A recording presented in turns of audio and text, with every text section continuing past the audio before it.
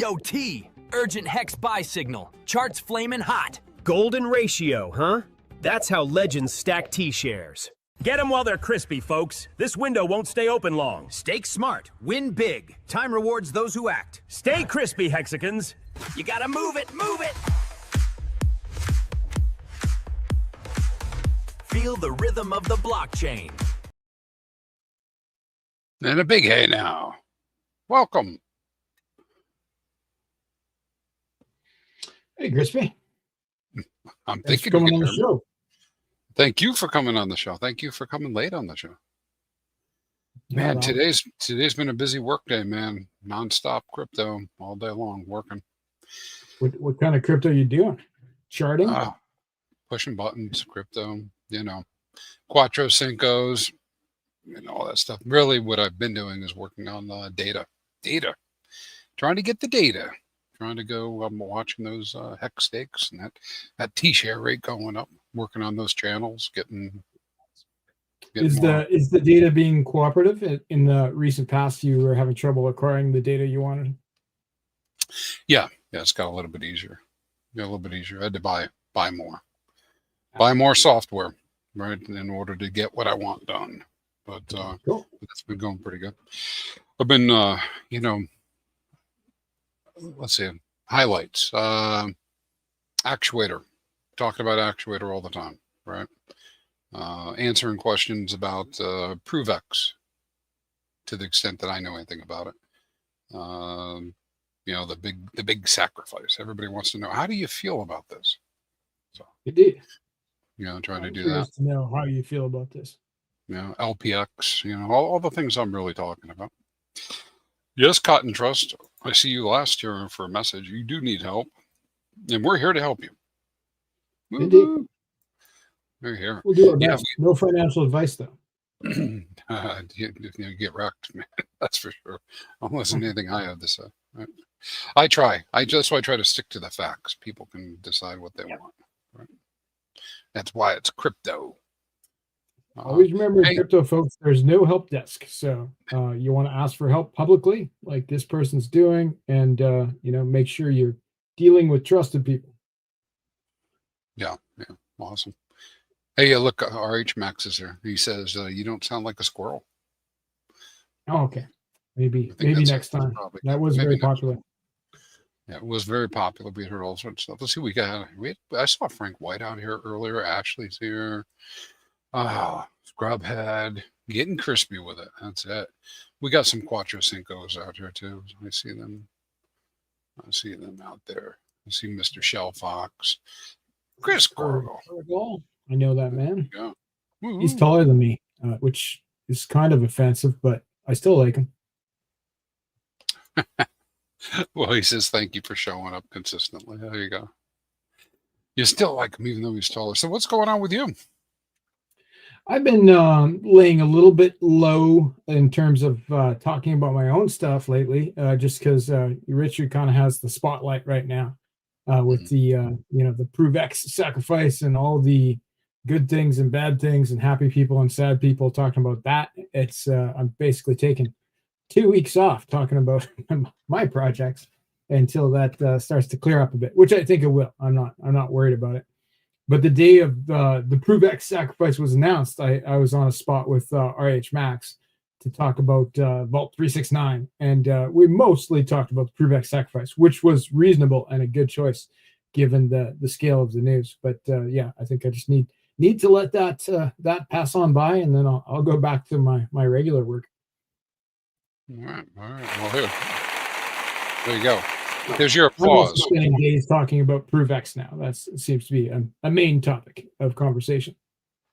Yeah. So with that, we should talk. Let's do the gong. We'll do gong. Remember the Gong Show? Yeah, vaguely. That would have been like my grandparents watching it. Oh my God! I'd be a little bit too young to have watched that firsthand. I probably could annoy the hell out of everybody with these things. That's good. ProveX. So for anybody who's interested, I heard from Dylan tonight that Dylan and Buck, the guys over at P-Hux, they are doing a sacrifice pool I don't have any of the details, but I know they're doing it, and you can check out their X. Perhaps Mr. Fast Abdul will pull that up, and we'll show it on the screen. Running Bucks's X account right now. I'm going to drop it in our chat here for you, and you can drop it in the main chat. Unless I'm going to admin in the main chat, I can't remember. I like that. I like the Hex token best. Me too. Nothing wrong with that. Yeah, Hex Wizard, man. I was thinking 2 more weeks for sure for ProveX. You know, 2 more. The pool these guys are doing though, like it has certain benefits, and I think people need to also be aware of the drawbacks, right? Like you're and what would those be? Sorry, say again. What would those drawbacks be? Well, I think the main drawback is just you're adding you're adding counterparty risk, right? Like instead of sending directly to the sacrifice wallet yourself, you're sending to a different wallet from trusted parties in my opinion that send to the sacrifice wallet, and then they're going to get, if indeed sacrifices they get points, end up getting airdrop tokens in the future. It's all going to go to that centralized wallet that submitted all the sacrifices together. And, they're doing it to get a volume bonus, which is up to 3x, like 3 times as many tokens as the smallest sacrificer. And we can see they are the top sacrificer right now, this pool. So, but you are adding that counterparty risk. So it is, it's just important that people know that. Do I think it's a good risk? For me, it is. I know those guys. I trust those guys. They have a very strong track record. They're running multiple protocols, including the consistently second or third biggest DEX on the chain, and they never seem to steal the money. So I don't think they're going to this time. But everybody needs to make their own decision there. The benefit is that they're only charging a very small fee that only comes off the bonus amount, right? So if there's a 3x bonus that they get, and it won't be that, the best case scenario would be 2 point something, 2.8, that kind of thing, just because of how it works on the entire total. But the benefit is that you could end up getting more tokens for the same amount of money if indeed the points translate into tokens at some time in the future, because if it is the top wallet or one of the top wallets, it's going to get a bigger volume bonus than almost any participant, unless some really big guy decides to come in with a couple $1 million. If that sacrifice pool wallet ends up having, let's say $1 million total by the end of the sacrifice period, it's very likely it will be one of the biggest wallets and will get one of the biggest bonuses. So it's kind of an equalizer for little guys versus big guys. Because if you were putting in $1,000 and a big guy was putting in $1 million, well, he not only gets more tokens than you because he put in, many times more in terms of money, but also if he's the biggest wallet, he could get up to 3 times more as a bonus. So this kind of mitigates that. Buck likes to say it democratizes it, where the little guys have a better shot at getting the same amount of tokens for the amount of money that they put in as the big guys. So I think it's a fair concept, and they're not charging too much. It only comes off the bonus, the 10%. So it's like the money you probably would not have had. You pay a small portion of that, which seems fair considering the risks and the administration that these guys are doing. And it is a way to potentially get more tokens. Now, the only other concern I'd have is that RH could frown upon this, but I think the most likely thing to happen is that at the end of the sacrifice, maybe the OA comes in anyway and ends up sacrificing like it did for Pulse and PulseX, and ends up reducing the multiplier for everybody who's involved, which will make it a more even playing field anyway. But almost certainly the being in the sacrifice pool would net you some amount of more tokens. It may be far less than 3x though, if the OA goes in with $200 million or something, which would be bullish, because that means that most go to the OA that never seems to sell tokens, which is has been bullish for us in the past. How does that sound, Christian? That sounds like pretty rounded. pretty rounded approach. I think that based on everything that I've seen, I'm probably 90% in the camp that yes, you will see some big entity come in. Don't know where that'll come from, who, but based on everything we've seen in the past. Chris Corrigal was mentioning this, which I think this is very important too, is this truly is a sacrifice, right? He's not saying that, but it could also be there's an opportunity cost here of sorts, right? It might take 2 years, 3 years. You don't know. I don't know. I mean, is that reasonable? Maybe. That is the potential risk involved. Is there's zero timeline given, and and there's no, like, you have to sign something saying you have no expectations whatsoever. So you can't really clamor for where's my tokens, because maybe you're not getting tokens. I don't think that's going to happen though. My best guess, based on recent RH posts, is that a token will come out before the protocol. What do you think of that? I have no idea, but I mean, I recognize it doesn't have to come out at the same time as the protocol, right? It doesn't, right? You don't have to know, which is kind of crazy, right? I mean, it's this whole thing of you truly are sacrificing for something you don't even know what might happen, right? Indeed, and we definitely don't have full details. Hopefully, RH streams soon. He talked about maybe streaming in a couple days? Question mark. So we don't have and it's been more than a couple days since he said that. But and anybody who says they're not going to watch that, they're lying. They're lying. Oh, the whole world's going to watch that. It'd be like 3,000 people in 5 minutes on that thing. I know I'd probably drop everything and go watch, right, just to hear what the hell's going on. FN saying that the ProofX SAC rate increases on December 2nd, which is yes, it is the EHEX birthday. Yeah. And ends January 3rd, which is the Bitcoin's birthday. Which is what? What is the January 3rd? Yeah, I mean, that's January 3rd, right? So what is the birthday for John that happens on January 3rd? Bitcoin. Oh, okay. Wow, it seems yeah. Let me know let me know if you can't hear me. I'll try to talk louder. All right. Oh, you're good. I will. Cotton Trust is asking a good question. This one's for you. How might ProofX help with Pulsechain's low liquidity challenges? And my very high level, before I turn it over to you, is anything that allows more value to come in more quickly would affect liquidity. Certainly, yeah, because there is a element of it being an OTC exchange, effectively, like an over-the-counter exchange, where there could be peer-to-peer trading, where somebody could want to move on to Pulsechain and could use that as their method directly from buying Pulse from someone else, buying stables from someone else that's on Pulsechain, and that could be very effective. There's also the element of the liquidity that comes with the actual token.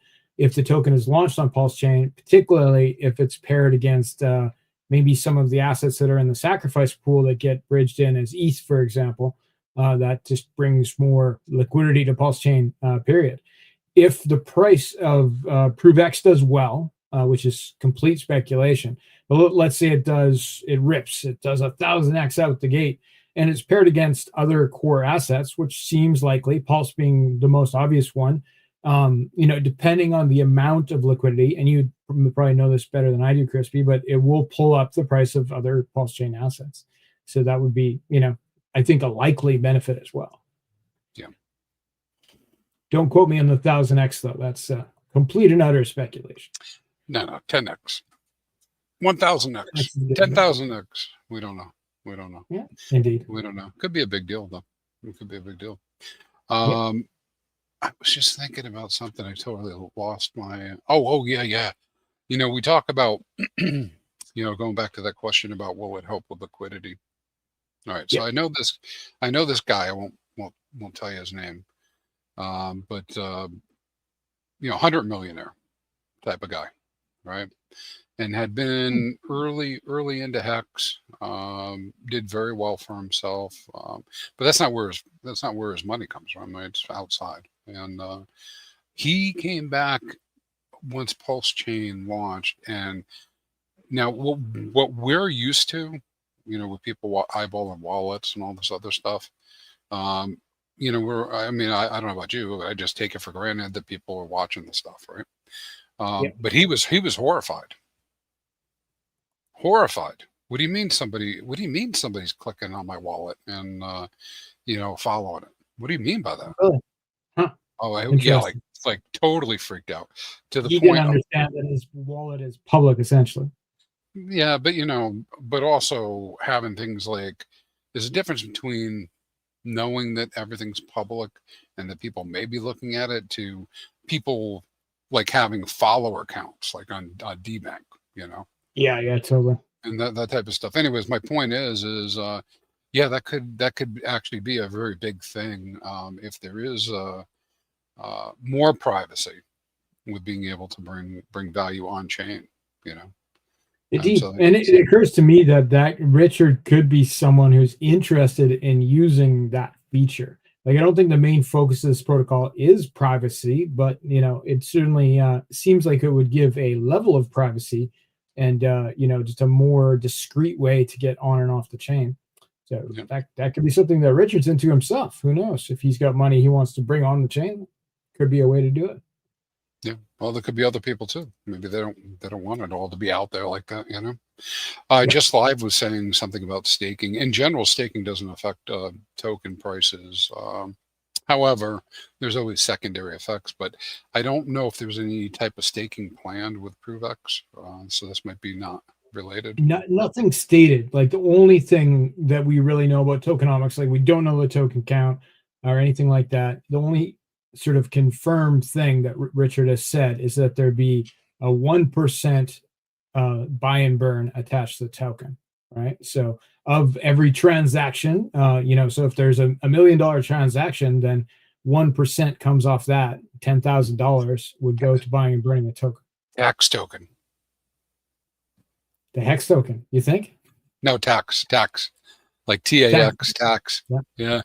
Well, I don't think it's a tax token, though. I think it's the fee the protocol charges, right? So it'd be like an app. People use the app. They do a transaction. The app charges a fee. The fee goes to buying and burning the token at a rate of 1%. That's sort of the feel that I got for it anyway. I should verify that detail. Let's look it up. 1%. El Macho was saying, would be cool if folks would get rewarded in Pulse and PulseX for transacting, but I guess it makes sense to reward in ProveX. I don't know. I don't know. I don't know what you mean by rewarded, but like you would receive Pulse or PulseX. I've seen that as a promotional idea, because Richard did a post asking for people to put up ideas, and one of the ideas I read was that in the early days that people would perhaps get rewarded for using the protocol as a promotional thing. Maybe you could get rewarded in Pulse or PulseX or Hex, but I don't see why that would be built into the protocol as a way that it would just do that all the time, right? Like, people are using it, they're paying a fee to use it to get the service that it offers, right? That's pretty straightforward. Mm-hmm. Yeah, lots of questions about where's Richard. Good question. Somebody poke him with a stick. You know what you could be doing right now, Eddie? Instead of waiting for Richard, you can go stick Quattro Cinco. You could do that right now. Yeah. Then you got 15 years to wait. You don't have to worry about it. Yeah, El Macho is confirming. Yes, that's what I think he meant. A promo. Yeah. Well, I feel that the FOMO is going to start kicking in the next 10 days on the SAC. And so that's let's see, how many days do we have on the sacrifice page? We have 13 days, 21 hours until the rate starts to go up. Right. So we're currently at the best possible rate. I'll share the screen if you like. Bada bing, bada boom. So right now we are $1 per 10,000 points, and then it goes up in 13 days, 21 hours. Hold on one second. Okay. So it goes up to $1.06 on the second, and then goes all the way up to $10 per 10,000 points before the end of the sacrifice. So yeah, the FOMO will be in these next 13 days. I think there'll be less FOMO. I could be wrong, but I think there'll be less FOMO as we get a week into this reduction period. I think attention will go from the ProveX sacrifice back to core coins, probably somewhere around the 17th of December. What do you think, Crispy? Yeah, I think so. Anything can happen. I mean, it's really going to come down to more information coming out, That's, yeah. And so the more information that gets out there, the more people might do it. But I think it's, I don't know. I don't think I would like some exposure. How about that? Indeed. Yeah. If Richard does a stream before the end of, the best rate here, then, we could see some more FOMO. If he doesn't stream during that period, I think it will severely hinder the amount of funds that go to the sacrifice, which are pretty low by Richard Hart sacrifice standards, right? Like it's at $2 million. Like contrast that against Pulsechain at $1 billion, I believe. That's like 500 times smaller. No, 5,000 times. No, 500 times smaller. Yeah, than the Pulsechain sacrifice currently. 2 million is like coffee money, right? So to Richard, it is. To me, I would be interested, but yeah, I think Richard, it's he may spend that on coffee, fancy coffee. Yeah. But it's actually bullish when you think of it. That the sacrifice is not going to be $1 billion because there just won't be that overhead sell pressure in the same way that we saw on Pulsechain or Pulse, but Pulsechain in particular with the biggest sacrifice. This is a much shorter sacrifice period, right? Like we're talking 60 days ish, and there's so far way less money. Dylan and Buck were kind of theorizing, $5 to $10 million total is what this thing would bring in. And I think we'd see that, close to the end of the discount period, right? Like, in the next 13 days would probably tell 90% of that tail, with the exception of the very last period here, where there's a very poor bonus. There's speculation that these would be the days where the OA would come in if they wanted to buffer up the amount for whatever reason they might have. Yeah, no certainty with that at all, but certainly, but that's what we've seen in the past, something like that. FN was asking this question or stating, most people who will sack big will wait till the last day. Maybe Richard will make it a core token that day. I think most people who will sack big will wait to the last day of the best rate.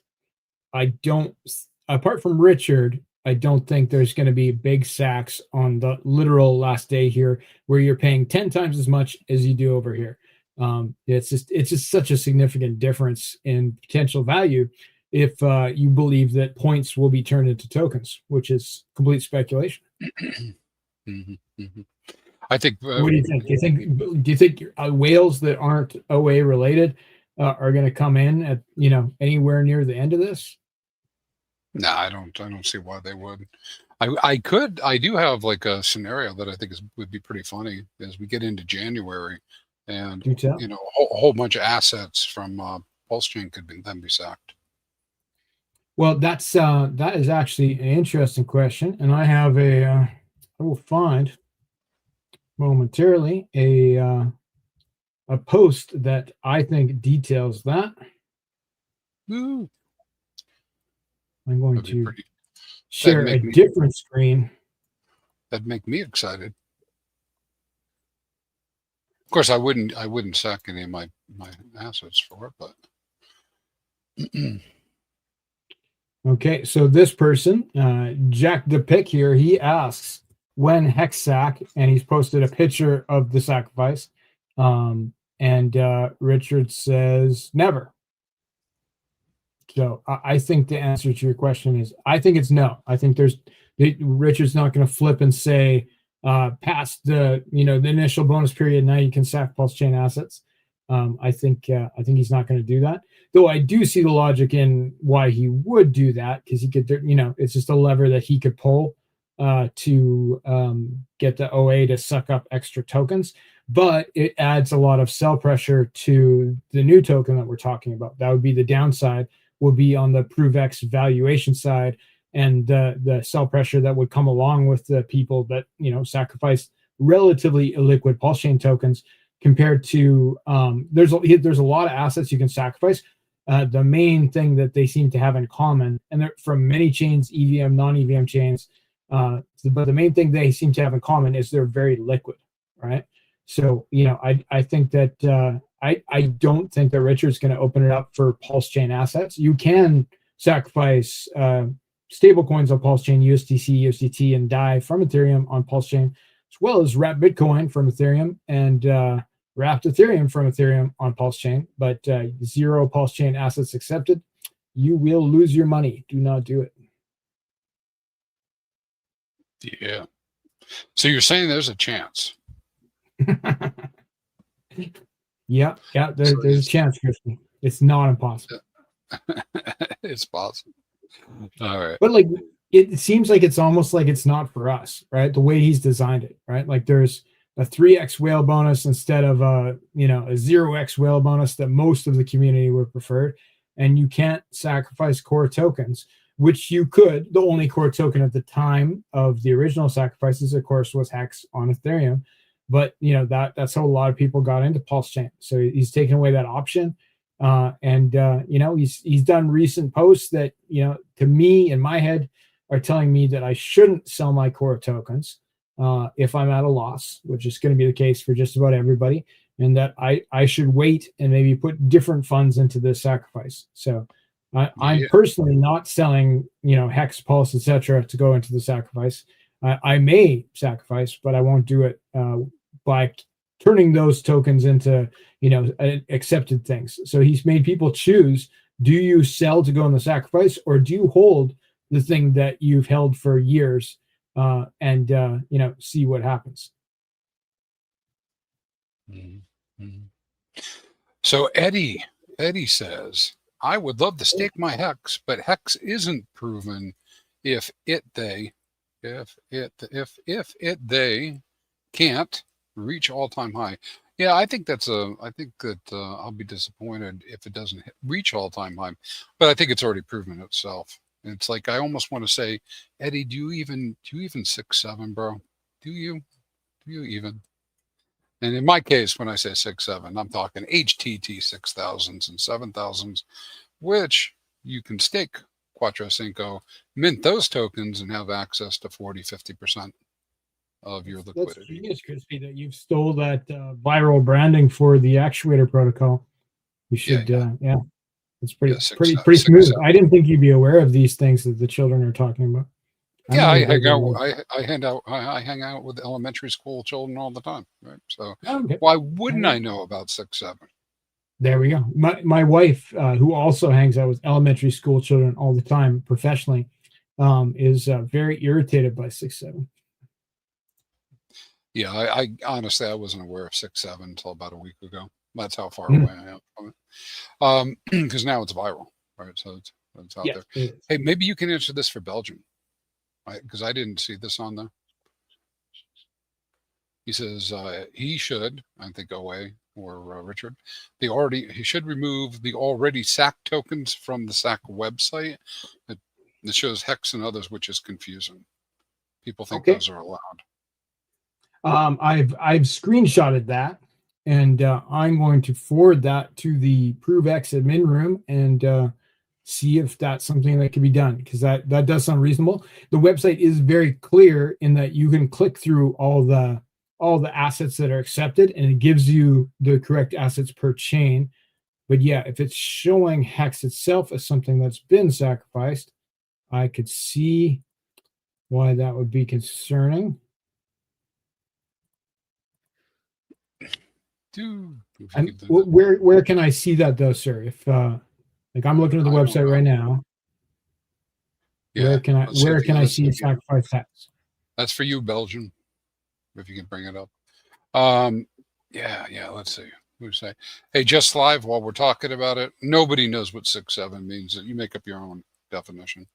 Be like, do you even? It's like I did. I just made one up. 6,000, 7,000, right? HTTs. Hex day 6,000. Hex day 7,000. You just make it up and do it. I see now what he's talking about. Like if you scroll through the sacrifices, it shows hex on one of the sacrifices, but it's $0 for 0 points. But I could see how perhaps that could just not be there. For Logi 33, hello, Crispy and Fast. Quick question. I sacrifice from different wallets, or can I sacrifice from different wallets, or what's the best? Thanks. I'd make a joke, and I was going to make a joke about doing thousands of wallets just in case there's an airdrop. But I think you're better off, even if it's a very small increment going from one wallet. Now it depends on your security posture as well, right? So if you need to have things separate, then do them separately. But I don't think there's any like specific rule or advice anybody can give on that. Well, I think just in terms of points, like if your goal is to acquire as many points as possible, with the belief that perhaps they could be rewarded with an airdrop in the future, then sacrificing from one wallet by the documents, as I understand them, gives you an edge because there is up to a 3x bonus by volume. So, if you send 10,000 from, 3 times from 3 different wallets or 30,000 from one wallet, the $30,000 wallet would get more points allocated to it. That it could, depending on how big the big players are, that it could be negligible. But if it's, if it is, of interest, then yeah, you do get more if you sack all from one wallet. Even if you make multiple sacrifices from that wallet, they add up together. So you could sacrifice 10 times from the same wallet, and it will be, it would give you more points. So 6.7. 6.7, definitively. 6.7. Chris is saying, I feel like we've sacrificed enough. I don't know. I'm running low on blood. But the degen in me can't not participate. Yeah.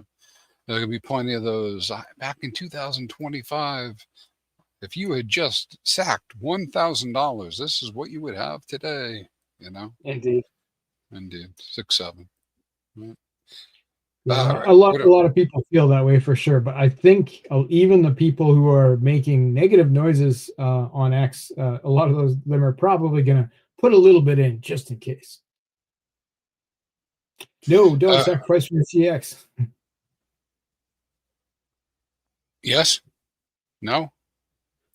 Yeah. So Logi33 says, can we sacrifice from a CEX exchange directly? The answer is definitively no, you cannot. No, don't do it. Don't do it, man. Well, you can, but you really, you have like double expectation on no returns or no. Yeah, profit. you really won't get returns. Like you are sacrificing for sure. Now the reason for that is because to keep the data clean, they want to make sure they send whatever gets sent, if anything gets sent, to the right address, and you can't send it off to a central exchange which may not support the token. Yeah, if you send it from your Binance wallet, for example, then and there ends up being an airdrop, then Binance gets the airdrop, not you. So it has to be a wallet that you hold the keys for. For example, Rabby, Internet Money, MetaMask, OKX. There's a bunch of them out there, but it has to be that. It cannot be the Trezor, Ledger. But it can't be from an exchange, period. Yeah, it's got to be one you control the keys of, presumably, right? Yeah. Hex Wizard 369 says 67 was the first year for the Chevrolet Camaro. That's a good 6.7. That's a good 6.7. I like that. I don't think 60. any of the children are talking about it or know that, probably. Yeah, I'm not 67 yet. I get a couple years, but yeah, gonna get there. All right. All right. So what else is going on? What else we want to talk about? You guys throw some questions out there. Yeah. I wasn't joking about the 6,000s and the 7,000s. It's I'm watching that actuator protocol pretty closely, and the what ends up happening is the liquidity's in V2, and so these tokens keep changing prices as people buy and sell, and the price of hex goes up and down, and they end up on where some of them get pretty expensive at times. But what's been interesting about that is I'll see somebody come in and they'll mint like 200,000 of something like an HTT 6,000, right? And then immediately swap it because it's overvalued. Immediately swap it for more hex and create recursive stakes for Quattro Cinco. And I thought that was pretty interesting to see somebody do 2-3 Quattro Cincos in a row on the same wallet. They still have to have some foresight, though, right? Because it's not like an arbitrage. They're not actually swapping it for more than they could have sold the hex for, right? Yeah, that only happened one time that I saw, which was on one of the tokens. The price went to 2x in hex terms. Great. And that actually did happen. So it's hard to see when we're talking about percentages, but yeah. Because that becomes a no-brainer. Like if you literally can. It similar to how there used to be arbitrage with the ICOSA protocol that I hope returns one day. If you can give away your hex for something that's redeemable for hex that's worth more than your hex, then that's a great arbitrage opportunity.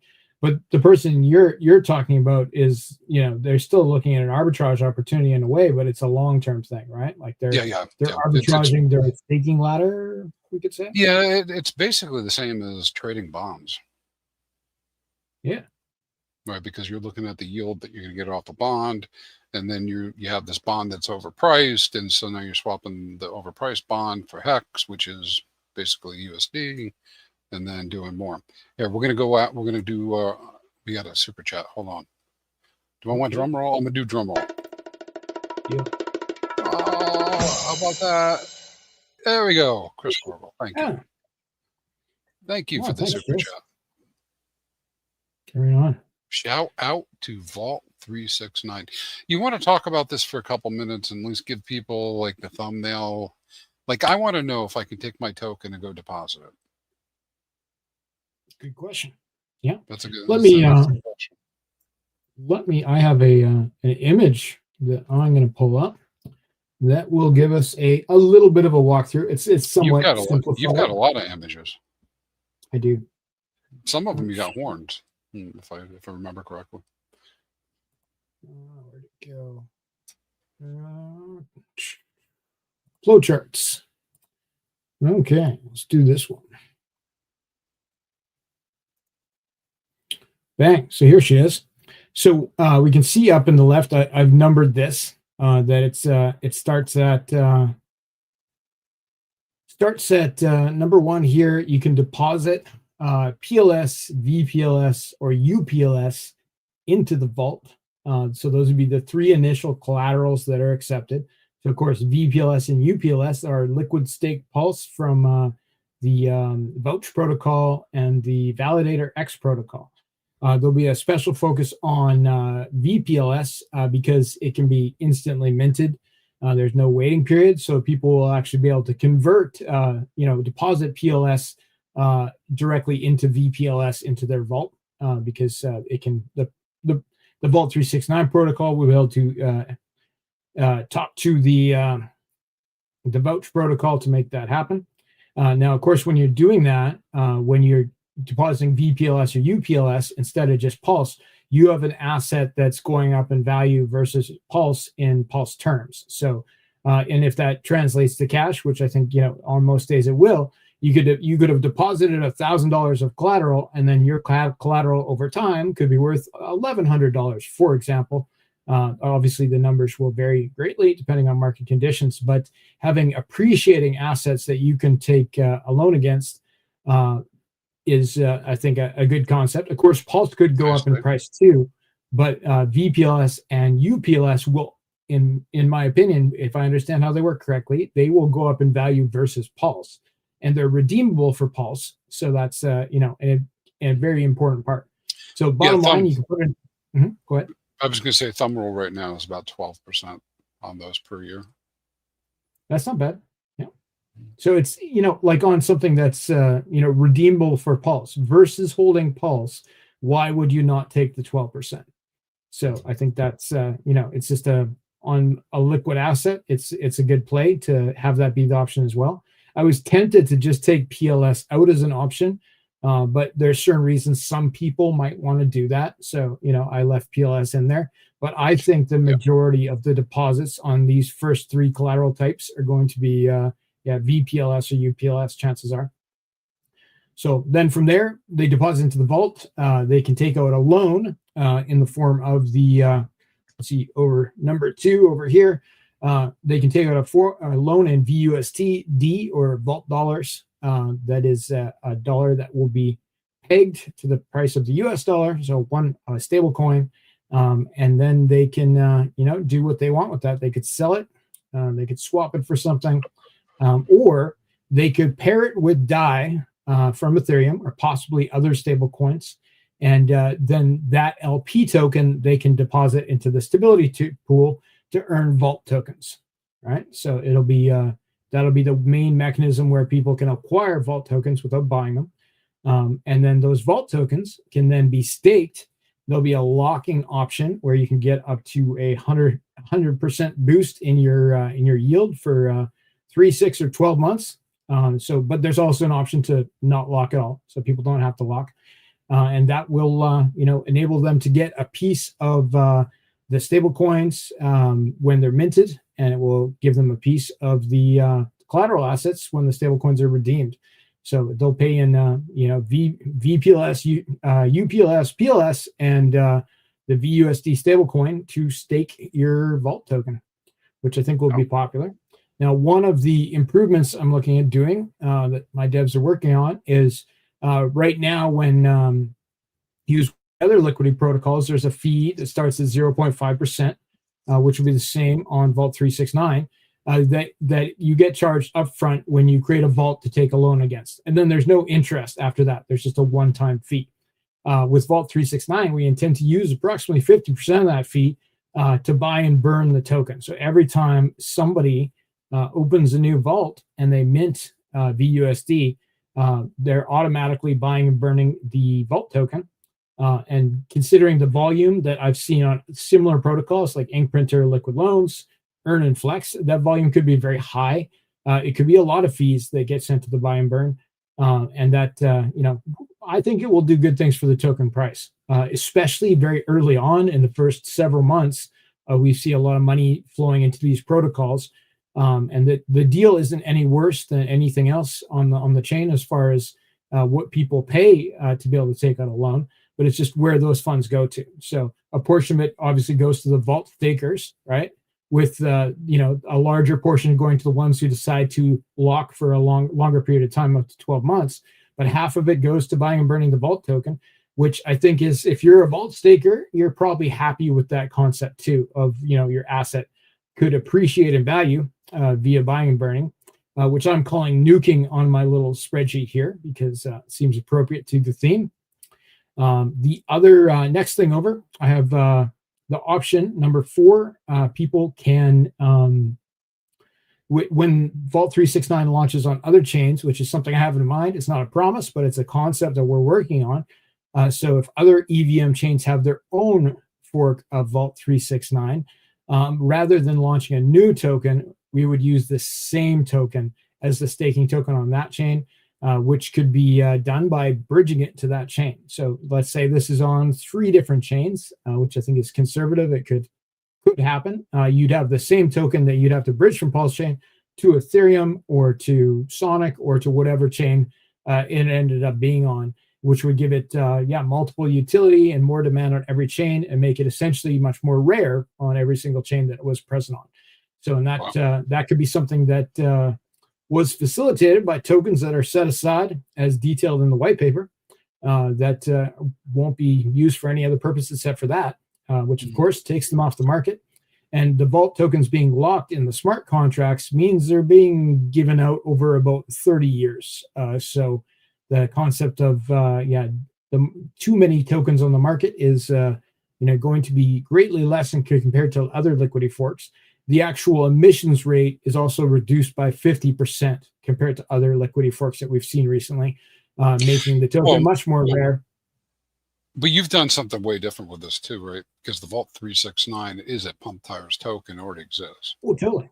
Yeah, so the token, which was launched on Pump Tires, which means that it has burnt liquidity against Pulse, it's on the market already, right? With immutable code, it's just a token. It does nothing. So it's effectively a meme coin for all effective purposes, which I've detailed on the website, which is vault369.com. But people have an option to buy it, and there seems to be a meme audience for it right now. I've talked about utility a little bit, but I think most of the holders are they're in it for the meme, which is fine. What I'm looking to do, ideally, is paint a different kind of chart than we usually see with reward tokens from things like liquidity forks, like stablecoin protocols, which tend to have a huge pump in the very early days, and then the chart looks not as good in days after that.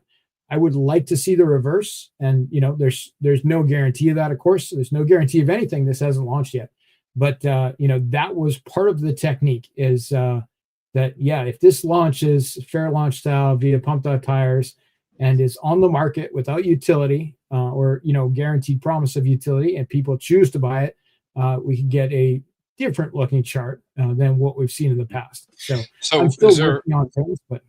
Yeah, is there anything you want to talk about as far as what you're putting in support of Vault 369?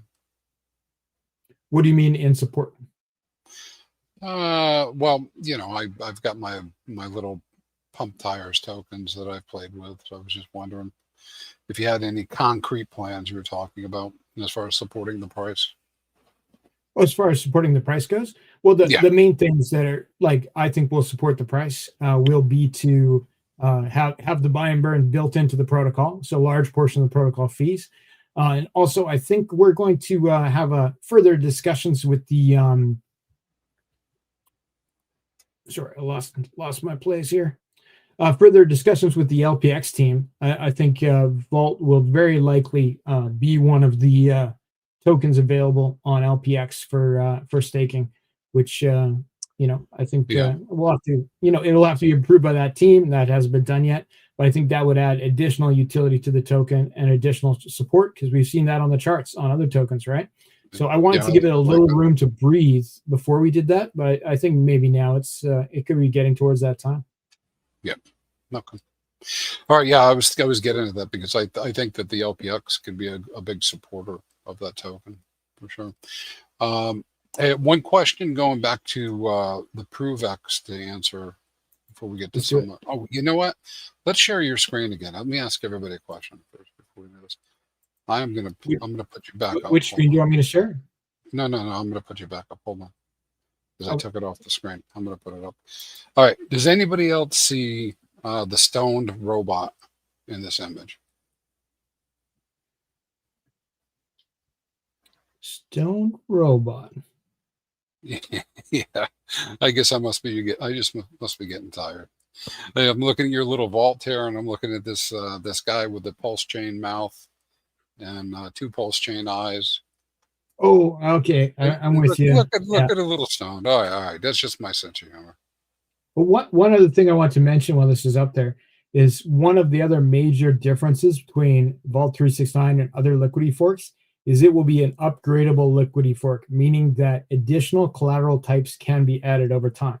So you can see on number 7, I've mentioned that perhaps the ProveX token could be added shortly after it comes out, should it meet reasonable qualifications of liquidity and sustainability. We don't mess around with the stable coins, but if ProveX is strong and there's lots of liquidity, I'm saying dibs on the ProveX liquidity fork on Pulsechain. So you're saying there's a chance to put my 6-7 token up there. All right.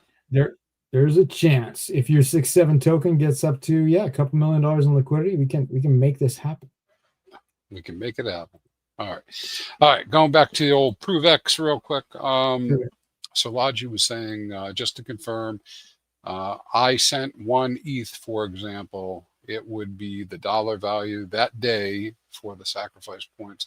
I think they're using a TWAP. I don't know if it's daily though, meaning they're going to use some sort of price, time weighted average price. Yeah, I think so. I've heard the term TWAP discussed quite a bit, so I know they are doing that. I don't know exactly how it works as far as over what period of time, but I think it's meant to be fair. So it would, you'd be the same for you as for everybody else who sent ETH in that timeline. But yeah, if it was worth more on a certain day, you would get more than if you sent it on another day. But maybe don't quabble over $5 up and down on something like ETH. Yep. Here's this is doing a sideways over to Hex, back over to the Hex. I believe Eddie's asking about this. I love Pulsechain, but everybody that staked the first time around could be living high and mighty right now, not worrying about life, but being healthy. And they got wrecked so far, 54 to 0.002. Does that matter if you're staked? Partially agree. But not, I don't agree fully with that. So yeah. Well, first off, if you're staked, you don't really care about the price until the end, right? A lot of people do get hung up on the paper prices. A lot of people, they wanted to. First off, everybody couldn't have been a millionaire anyways, right? I mean, how could you do that, right? They can't. Everybody can't sell and realize the price. So we know that's the case in crypto, in any asset with trading. If you have a bubble, you can't necessarily get all of that.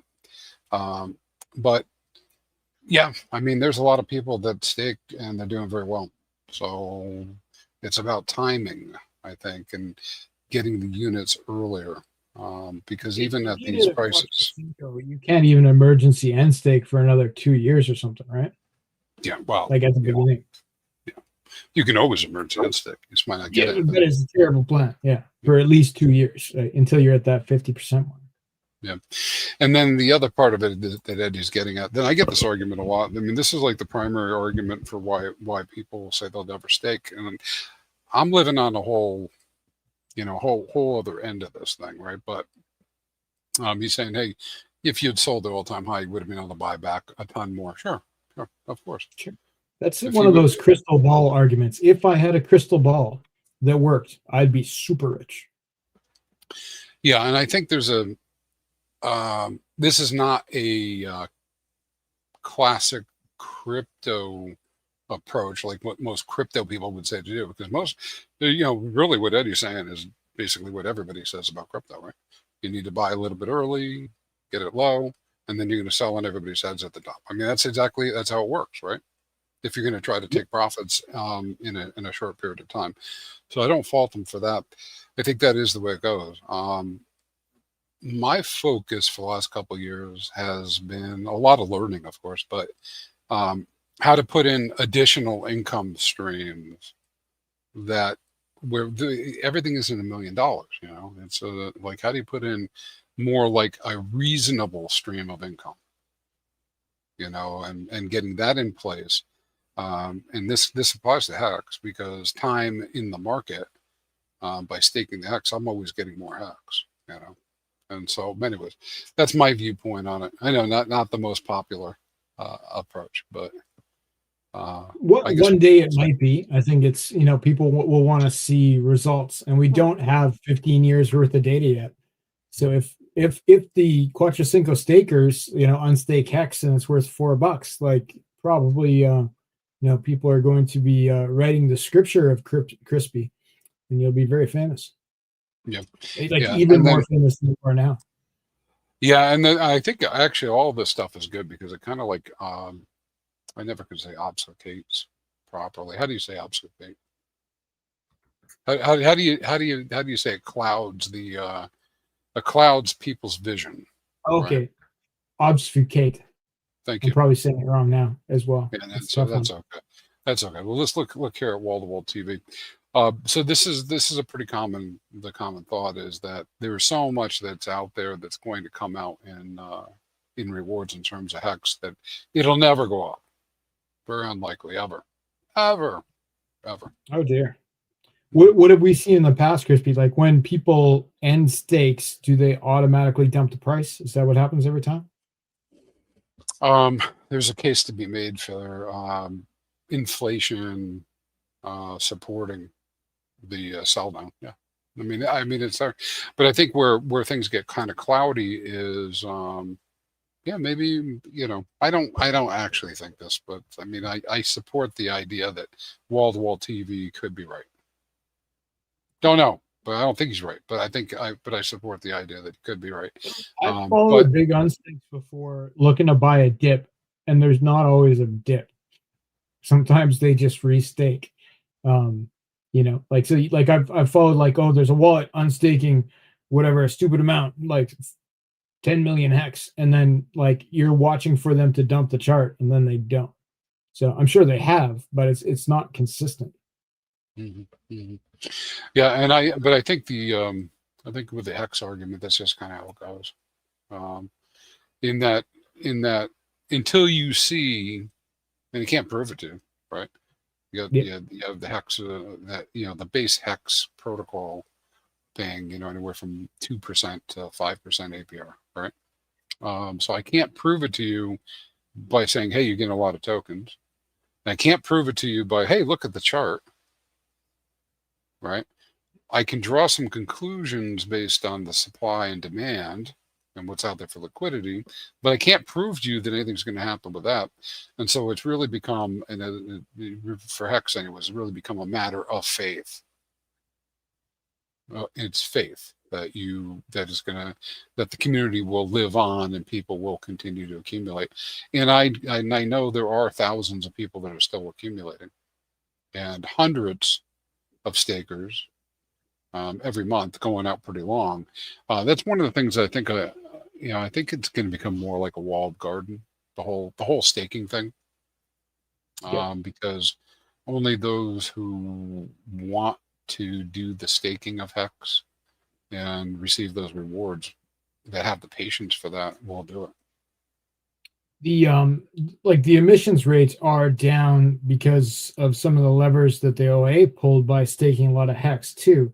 So doesn't that soften that argument a bit? Though, like, there's another argument of why that could be bad, but certainly it's not paying 38% to stake your hex right now. Oh no, it just is, you have to get everybody out of the system. That if the extra inflation, quote unquote, it's not really extra, but if what we would consider to be excessive rewards in this case continue to come out, right, then you have more supply being sold on the market potentially to drive the price down, right? So if you subscribe to that idea that there's too much hex coming out and it's going to drive the price down because people will sell, then you have to wait out the people that have all the hex until the low paying stakes begin to pay and all the other ones are out. And that's why things like the emergency end stakes and whatnot, we watch that, but we haven't seen the capitulation either, So a lot of this is about, I don't want to call it FUD, because normally we say FUD, that's just, it's like BS FUD.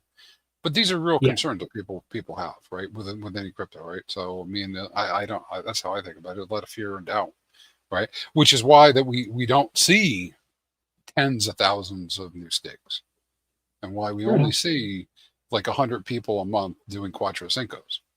But those people, I think the low rate also adds to that. Hexskin Lost in Asia says 1.8% APY to be exact. Yeah, I think that's the low end. Yeah. Okay. For what you get right now. Not super enticing, right? Like, which is, I think there's people are fighting on the one side. Oh, there's too much inflation. People will always sell down. Well, like that is the counter argument, and then I can bring up the argument of why would I stake my hex for 1.8%? But I think we have the extras that we've talked about. Like we have the actuator protocol. There's other ways you can use this to make money. We have the Maximus DAO tokens. Like you can have liquid stake hex in one form or another. Two great options where you can stay liquid and get the benefit of staking. Those are the things that interest me the most as well. Yeah. Well, and of course, I know what I believe I know what's going to happen, but we'll see what happens, right? Like I said, I can't prove it to you, but I think we'll see that number between 55 and $1. I mean, I think I'll that's be living in the scripture of crispy one day. well, maybe, but I think we're gonna see it go to all-time highs or higher, and it'll hit that psychological level of close to $1. Whether it goes further than that, who nobody knows. But this is all focused. How that happens though, is it's going to be FOMO, right? It's going to be FOMO, and it's going to be And we'll somebody probably see more staking at $1 than we'll see at a penny, right? Yeah. And and here's the thing, and this is why I try to be careful about telling people they're wrong, because I don't know that they're wrong 100% because of the way things work. But how many times have we seen supply crunches cause blow off tops? Every time, right? And almost every time, right? Every token of note. And then what happened afterwards is you get a 80%, 90% dip. And so even in the Hex ecosystem as it is today, can we go up to what I'm talking about? Yeah, we definitely can do it. If somebody's willing to put the money in and people don't sell fast enough to draw it down, it'll go up. And the thinner the liquidity, the less economic energy it'll take to do that. But then it'll look like another, cycle, just like we've seen with other tokens. So anyways, I don't get too bent out of shape over that part of it. That's why I'm saying is if you set up a ladder so that you could have lived off of Hex at the all-time low. I mean, I don't mean this cycle, but all cycles, previous cycles. And then over time, that bottom only rises. You might be in pretty good shape. Makes sense. So, well, we'll see. I don't know. Like I said, I keep talking about Hex. I think there's a lot of opportunity there. But it's I know I'm in the minority at this point. Yeah. So yeah. Stop selling, right? Woo. All right, we can see that. So I could actually talk about the whole Hex thing for a long time, because I think it's like I said, I do believe it. But okay, this is about Pulsechain in general, so not just about Hex. But I'm doing 2 or 3 streams a week talking about Hex already. So. That's the reason Pulsechain's here, right? Yeah. Hey, Don asked me a question. Yeah, sure, Don. I try to explain it in 30 seconds or less. He says I was trying to explain actuator to my daughter, and hopefully we're not talking about like I'm a 5th grader, but maybe you just give us the simplest elevator spiel. Yes. Hey, so actuator is using it's using HSIs, which are Hex staking instances, as collateral, right? And so very similar to what was originally thought out for Hedron. In a way, it's kind of similar, but not exactly the same. But in any case, it uses Hex as collateral. People can mint future Hex, right? Which is Hex that comes out on a specific day in the future. And so it creates a new market that's 100% secured by Hex. Right. So she's not a 3rd grader if she's studying chemical engineering. And so what it begins to resemble is this. Hex is the USD, and the HTT tokens are bonds, BONDs, bonds. And they all have different values, and it creates a market where, based on expectations and timeframes, people can trade those bonds back and forth, right? So I need liquidity today. I might go mint those HTTs, go do something with them. Somebody else is looking to invest. They're cheap on the market, so they buy them. And so on and so forth. So a little bit more detail than that, but in that framework, Hex is USD and the HTTs are bonds. But they're super bonds. They're super bonds because in the real world, bonds are typically you get paid from somebody else's debt. In this case, in Hex, Hex is actually an asset. It's not a debt. So you can go over and take a look at their actuator.finance site. They have some pretty good information there, and they'll explain it a hell of a lot better than I can. Or also over in their chat. And I'll throw the actuator finance link in here for everybody.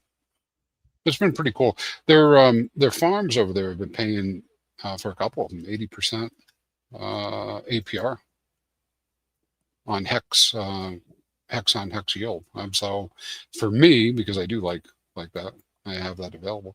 And then for those of you who in the chat who aren't really hyped up on the Hex staking per se, because you wouldn't have access to liquidity, with the HTTs, you do have access to liquidity. Yep.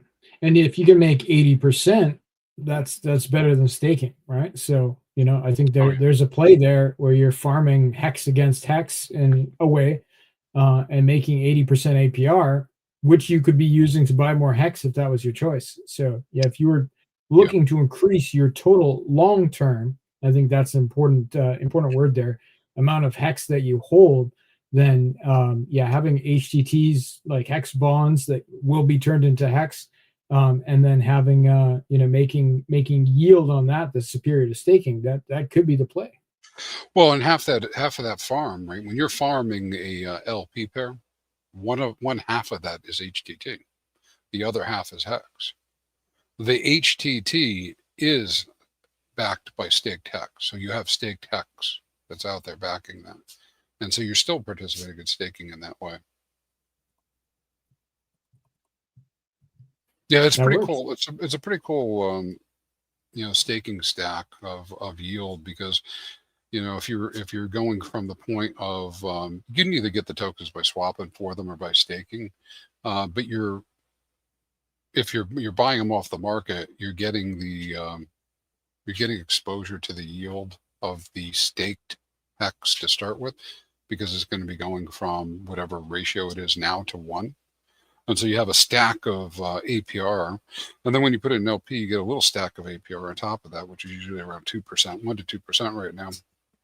And then these farms are doing 80% on top of that. So you literally can go right now go earn 100% APR on a Hex stake. It's kind of crazy, and I know I keep talking about it, and I get that it's kind of like a niche and it's off the side. It's hard to understand the whole thing, but I keep bringing it up because it's a big opportunity for people who are in Hex, that do like Hex, that aren't necessarily, I'm only going to hold Hex liquid, and they're not necessarily interested at the moment to locking up Hex Quattro Cinco in a way that they can't access it. But I mean, you can go do a Quattro Cinco stake and mint an HTT and have access to 40-50% of the liquidity immediately.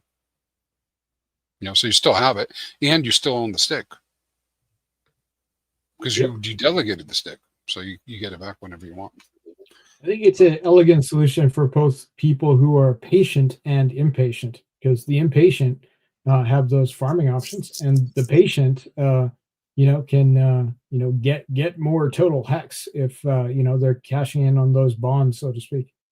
I haven't looked.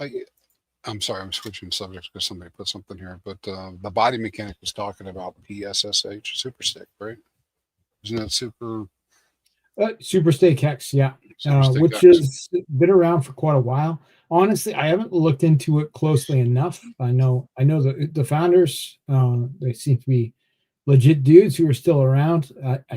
There's a tax token element along with staking Hex, so perhaps we could learn more about that. But I'll have to go around and go look at that, because I was aware of it. They did share information with me early.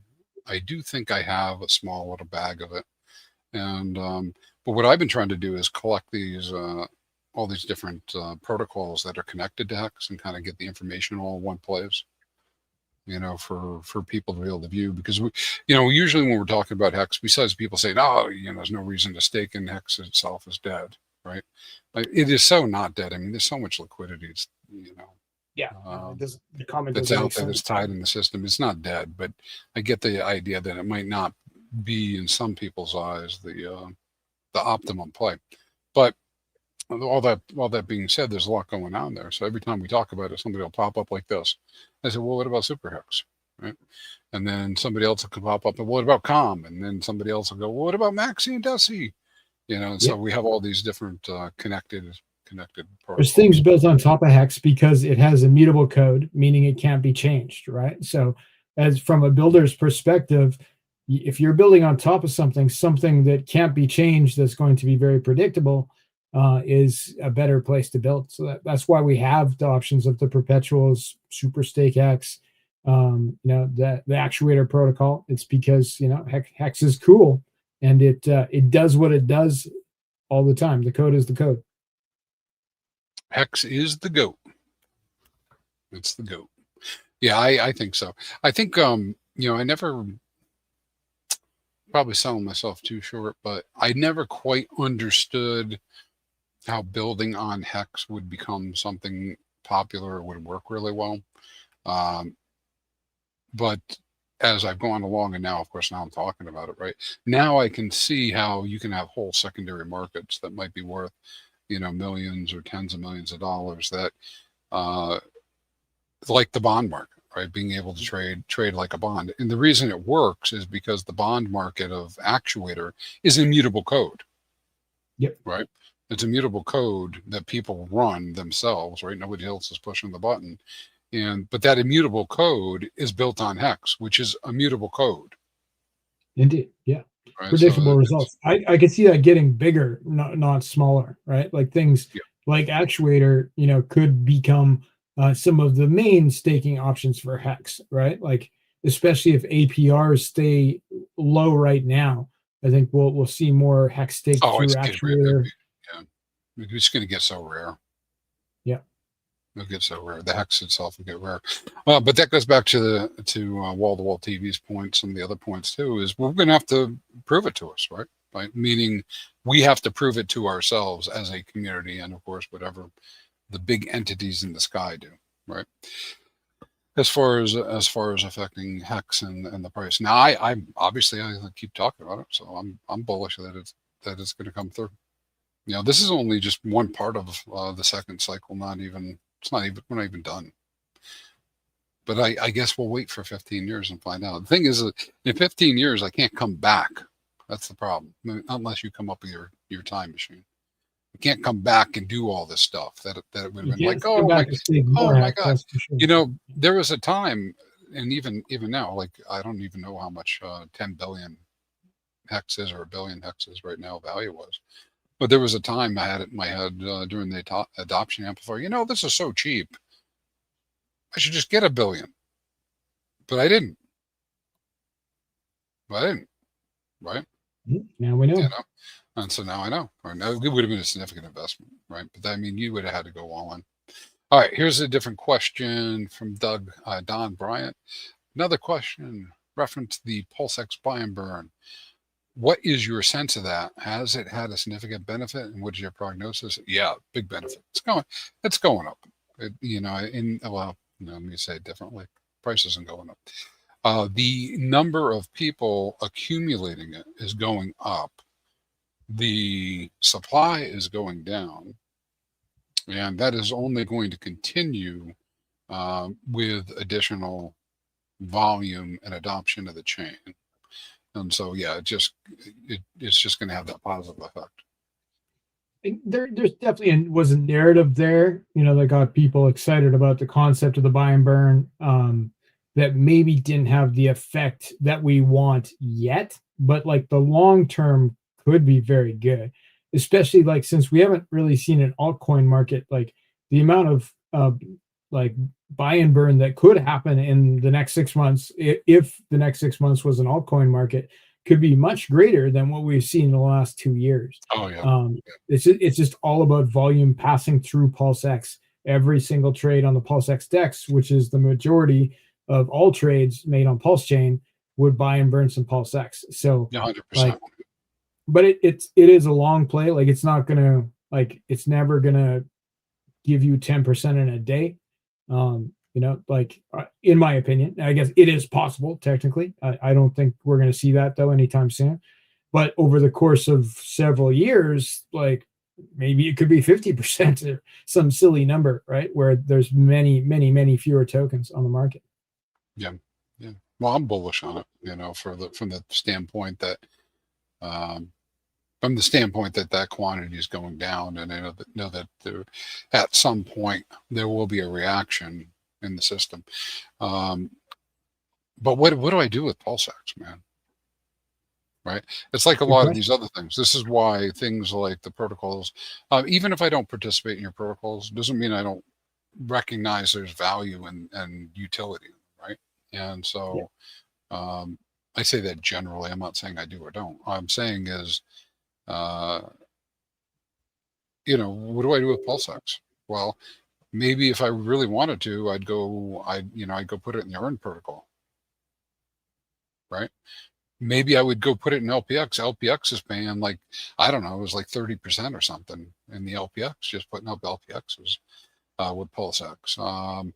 Maybe I would carefully do my research and provide LP, with Pulsechain and put it to work, and rather than just sitting on something for 5 years waiting for it to go up, and help provide liquidity or etc. But do it in a way that's safe for me, right? So I don't lose value, through impermanent loss or something. But there's a lot of options for people right now, totally. to be putting this stuff to work. All right, let's go see what else we had over here before we close out. Eddie was saying this is probably true. Core tokens are gold and everything else is silver. Maybe so. Maybe platinum. Eddie was also talking about vouch. Yeah, shout out to Jexa. I mean, he's been doing a good job on the whole vouch thing. I like vouch. I like Validator X as well. From the two, I like that both of them are included in your protocol. Why do I like them? They're not exactly passive, but very passive. And so when I say vouch in this context, I mean VPLS, because you're able to have those tokens earning, 10, 12% APR because they're going up in value. Validators, right? And that it's 10% now. It could be 20% next month. It just depends on how those validators do. In like a bull market, it could be extremely substantial amounts that they get paid.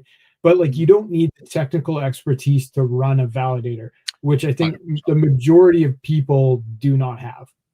I've looked into it in detail. Are you running validators, or have you? Yeah, I still run mine. Yeah. I'm in fact, I'm actually, as time goes by, I'm considering moving out of validating, just indirectly into VPLS and vouch. I mean, why not? UPLS, because it is a little bit of pain in the ass. I got to watch it every once in a while. I got to do software. I read up on it. I watched the videos. I did the documents, and I was like, I could do this. I think I'm capable of figuring this out. But it looked like a lot of work, right? You had to be on it. It wasn't passive. UPLS and VPLS, like you said, are much more passive. Like you buy the token, smart guys run validators somewhere, you get paid. I like the sound of that, and I like Jexa, and I like the UpX team. Those guys are on it. So if you're not going to become a super expert on validators, why not just let them handle it? Mm-hmm. Mm-hmm. Yeah. I mean, that's a personal decision, right? But yes. Yeah. And then I can argue it the other way, counterparty risk, et cetera, but I feel fairly confident in both, which is why I've proposed including them, as collateral for stable coins. Otherwise, I would not have done that. Yeah, the trick there too, guys. Anybody who's interested, and even if it's a smaller amount of Pulse, you can do very small amounts. Basically swap them into UPulse or VPulse. However, that is not the best way to get those tokens. The best way to get those tokens is to go to their protocols and mint them. And there's no, slippage risk. There's no, price impact. You're getting whatever the current rate is directly from those protocols. So you want to check that stuff out. And then I think what Eddie was really talking about, though, is the vouch token, not the VPLS. And that's an interesting mousetrap too. Resembles a lot of what you were talking about with Volt 369, it's not the same, but it resembles. They've got validators that they've got harnessed that are creating yield, and some of that yield is going to buy and burn vouch. Is a tax on the vouch token, and that goes towards buy and burn, and also reward. So they have a whole little ecosystem there that's been pretty interesting to watch. And the tokens held up okay. I mean, but again, it was like everything else, right? It had a big run up, and I don't know how many percent it dropped, but it dropped 30, 40, 50%, from the high, at least in USD value, right? Like a lot of other things, right? Sure. Well, right now, like we're seeing sell downs, a bunch of things. We'll see a bunch of things bounce soon, in my opinion. So we have to, you have to almost take a step back for at least another 2 weeks to see what the real results on these kinds of things are. But I think the teams who are still working on stuff, and I know that Jexa from Vouch is working on stuff. I know the Up and Up X guys are working on stuff. I think those are going to be the teams that persevere, that were here all through the bear market and that would be here all through a bull market. Yeah, 100% there. I don't subscribe to this, but I do get these people attacking every once in a while that, hey, you're talking about stuff and you shouldn't talk about stuff. So, but we like to talk about this stuff. We're going to keep talking about what we do, but you guys got to do your own research. Right? People got to go do your own research. What do people not want us talking about? I'm sorry. No, I'm just like a general comment. I'm just thinking about the, because we're talking about a lot of different things, right? I mean, that if you're super maxing on certain things, you're like, what are these guys talking about? You're even talking about these things, right? It kind of goes away from the don't talk about things, maxi approach. But yeah. And I guess I was prompted by this comment from Crypto Queen. Pros and cons. Of course, I don't know what she might be speaking about specifically, but just in general. All right. Well, I think we gave it our all tonight, hour and 22. We could probably wrap up. That's what my contract says. Yeah, my contract too. And we'll take care of some things here tonight. A couple more calls. But hey, thanks everybody for tuning in. Share, get this out to other people, and we'll bring lots of money in, right? Woo! Woohoo! Woo! All right. So with that, let's go ahead and we're going to stay crispy. I guess I'll just go. Let's go out with. We'll do tea again. I got them already set up. All right, everybody. Hey, thanks. We'll see you again next week. And with that, we're out. Yo, T. Urgent hex buy signal. Charts flaming hot. Golden ratio, huh? That's how legends stack T-shares. Get them while they're crispy, folks. This window won't stay open long. Stake smart. Win big. Time rewards those who act. Stay crispy, Hexicans. You gotta move it, move it. Feel the rhythm of the blockchain.